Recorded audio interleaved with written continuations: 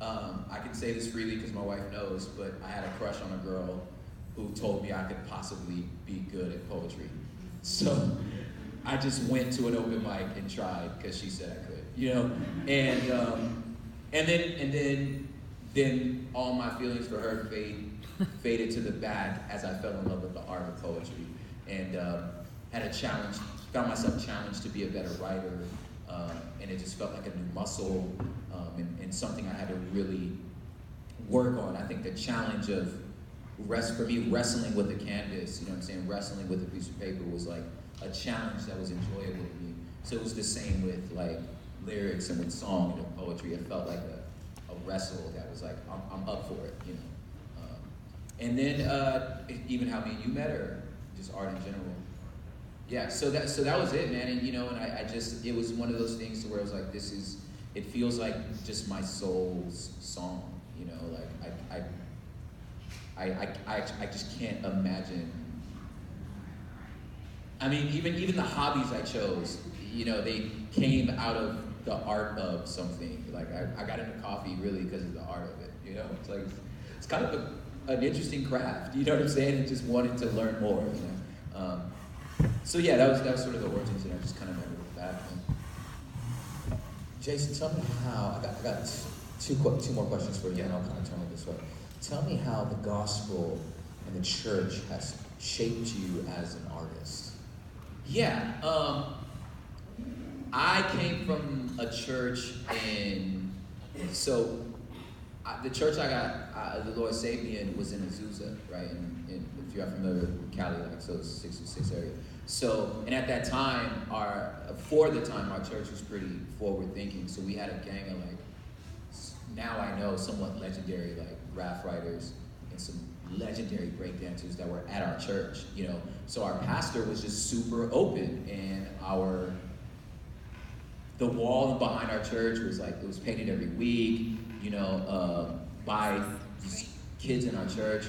The kids were allowed on stage. When the service was over, we could make music, you know, and we would rap, you know what I mean? So for me, I never really had I never thought about having to reconcile the gospel with art and with hip hop, because I was nurtured in it.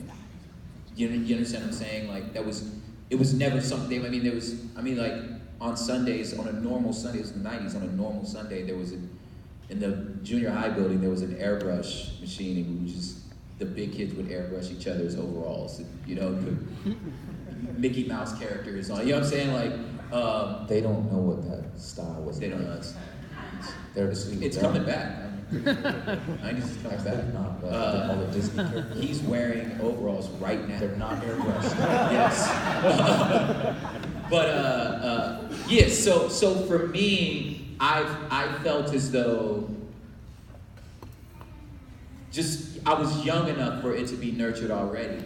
So my faith, my worldview, and my art, although I didn't have a theology for it, I couldn't give you no bullet points. I just was nurtured in an environment that already allowed it. And it wasn't until we started being professional artists that I realized the rest of my friends didn't have that. You know what I'm saying?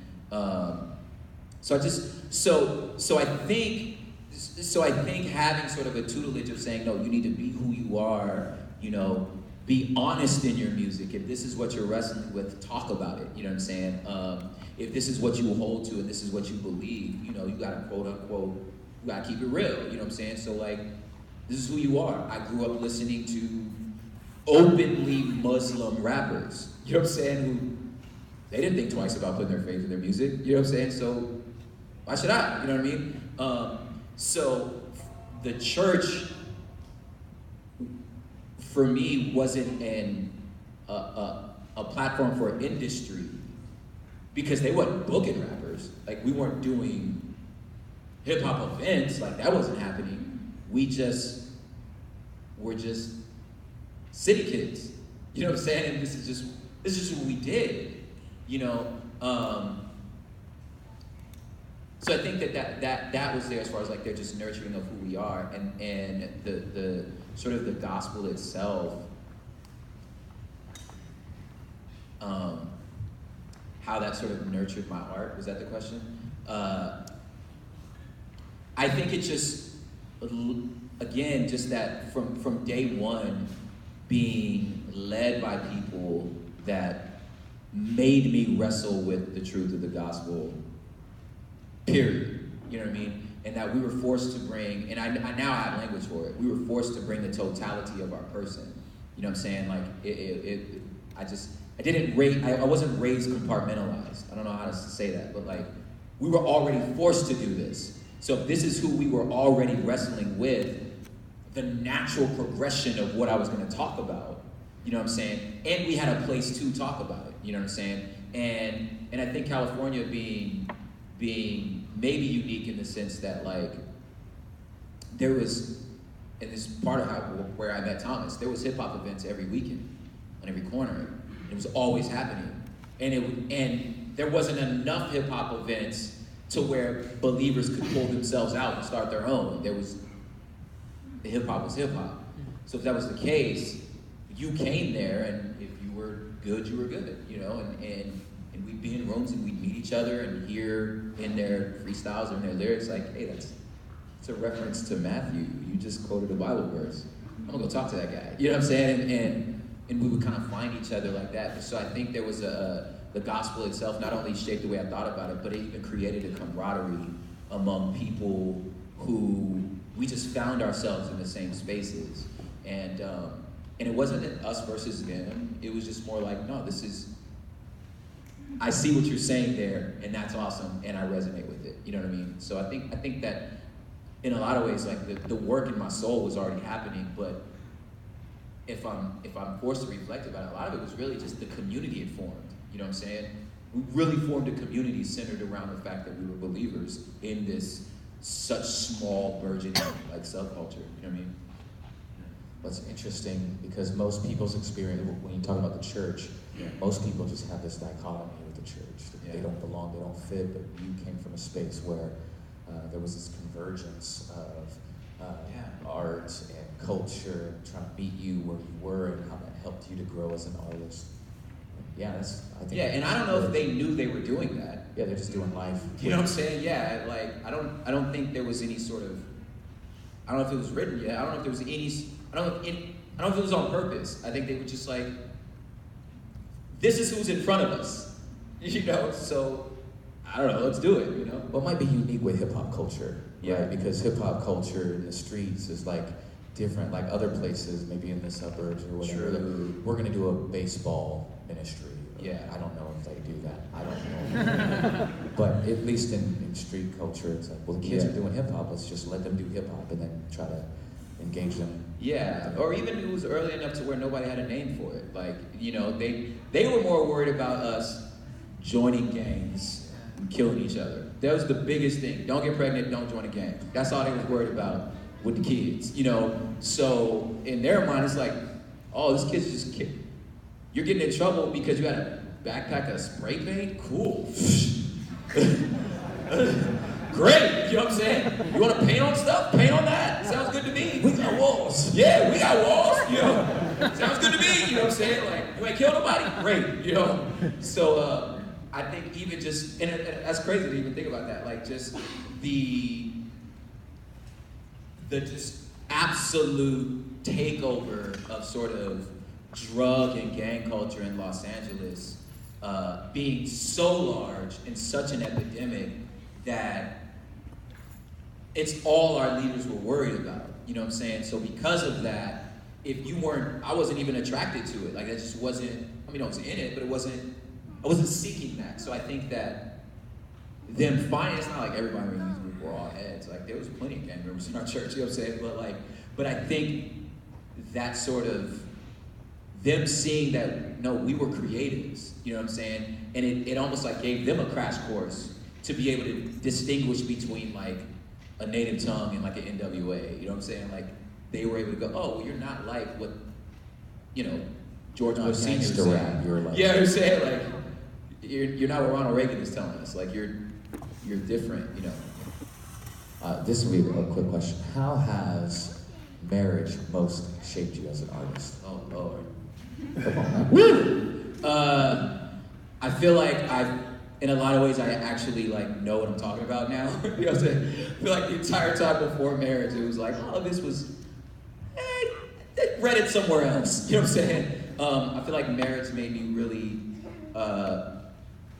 put my life where my words were, like an active practice. The reality of like, when we named the label Humble Beast, I wasn't married. You know what I'm saying? Like, so I didn't really know what it meant to carry an actual posture of humility. And that, to be honest, like it was when I became married, was when the turn to realize like, yo, this is what's really happening right now. You really are submitting yourself to something greater.